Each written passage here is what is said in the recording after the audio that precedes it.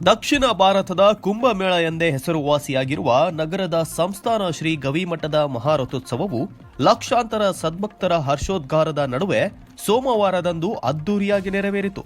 ರಾಜ್ಯದ ಗೌರವಾನ್ವಿತ ರಾಜ್ಯಪಾಲರಾದ ಸಿಎಚ್ ವಿಜಯಶಂಕರ್ ಚಾಲನೆ ನೀಡಿದರು.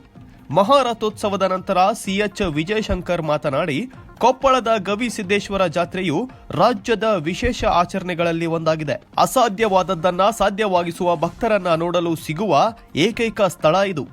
ಇಲ್ಲಿನ ಶ್ರೀಗಳು ಸಾಕ್ಷಾತ್ ಗವಿಸಿದ್ದನ ಪ್ರತಿರೂಪವನ್ನ ಮಠದ ಭಕ್ತರಲ್ಲಿ ಕಾಣುತ್ತಿರುವ ಮಹಾನ್ ಶ್ರೀಗಳಾಗಿದ್ದಾರೆ ಎಂದು ಬಣ್ಣಿಸಿದರು. ಪ್ರಯಾಗ್ರಾಜದಲ್ಲಿ ಮಹಾಕುಂಭಮೇಳ ನಡೆಯುತ್ತಿದ್ದರೆ ಕರುನಾಡಿನ ಕೊಪ್ಪಳದ ಗವಿಮಠದ ಆವರಣದಲ್ಲಿ ಜಗತ್ತಿನ ಶ್ರೇಷ್ಠ ಭಕ್ತಿ ಮೇಳ ನಡೆಯುತ್ತಿದೆ. ಗವಿಮಠದ ಮಹಾರಥೋತ್ಸವದಲ್ಲಿ 10 ಲಕ್ಷಕ್ಕೂ ಅಧಿಕ ಭಕ್ತರು ಪಾಲ್ಗೊಂಡಿದ್ದರು ಎಂದು ಅಂದಾಜಿಸಲಾಗಿದ್ದು, ಜಾತ್ರೆಯ ಮುನ್ನ ದಿನದ ರಾತ್ರಿಯಿಂದಲೇ ಸಾಗರದ ಅಲೆಗಳಂತೆ ಭಕ್ತಾದಿಗಳು ಪಾದಯಾತ್ರೆಯಲ್ಲಿ ಆಗಮಿಸುತ್ತಿದ್ದ ದೃಶ್ಯಗಳು ಕಂಡುಬಂದವು. ವರದಿ ಹನುಮಂತಪ್ಪ ಕೋನಿಸಾಗರ್, UK27 ಕನ್ನಡ ನ್ಯೂಸ್, ಕೊಪ್ಪಳ. ರಾಜಕೀಯ ಗಣ್ಯ ವ್ಯಕ್ತಿಗಳು ನಾವೆಲ್ಲರೂ ಕೂಡ